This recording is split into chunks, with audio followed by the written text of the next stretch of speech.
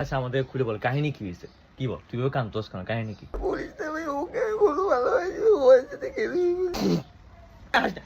কান্না ছাড়া কথা বল, কান্না ছাড়া কথা বল, ঠিক আছে? আর তুই হাসিস না, বেচারা কষ্ট আছে না আমাদের ইয়ে করতো। তুই বল বন্ধু বল। তুই সবসময় আমার সাথে এরকম করে বন্ধু, তুই শুন, তুই আমার ভালো বন্ধু, ওকে বুঝছিস আমি অনেক ভালোবাসি, অনেক অনেক বেশি ভালোবাসি, কিন্তু ও আমাকে বুঝছিস 2 টাকার বার্তা দেয় না।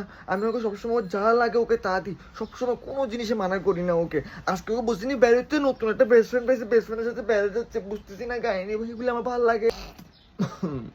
তো বের হবে না কেন? স্বাভাবিক, এটা বলা যায় তোর আরাম নাই। তোর বেশ মানে তোর চেয়ে বেটার অপশন হইতে পারে।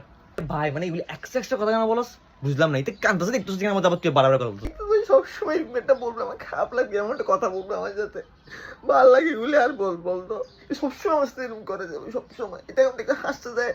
তো হাসবো না, সব কথা বলে গাল লাগলে আমার কি দোষ? স্বাভাবিক, বেস্ট ফ্রেন্ড কখন বানায় মেয়েরা, যখন তুমি ভালো মতো তাকে কেয়ার করো না।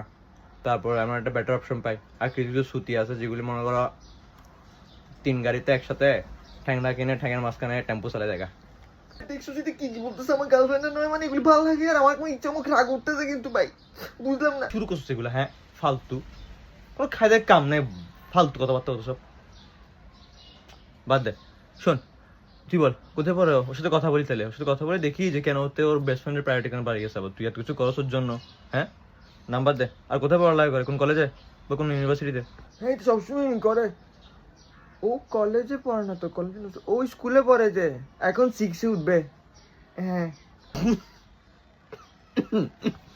এবার বল, বল, বল।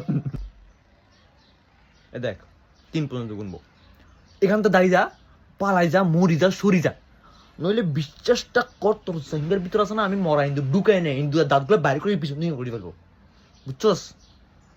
নির্বিশ্বাস করে ওই ইমকান ও করতেছে, যাচ্ছে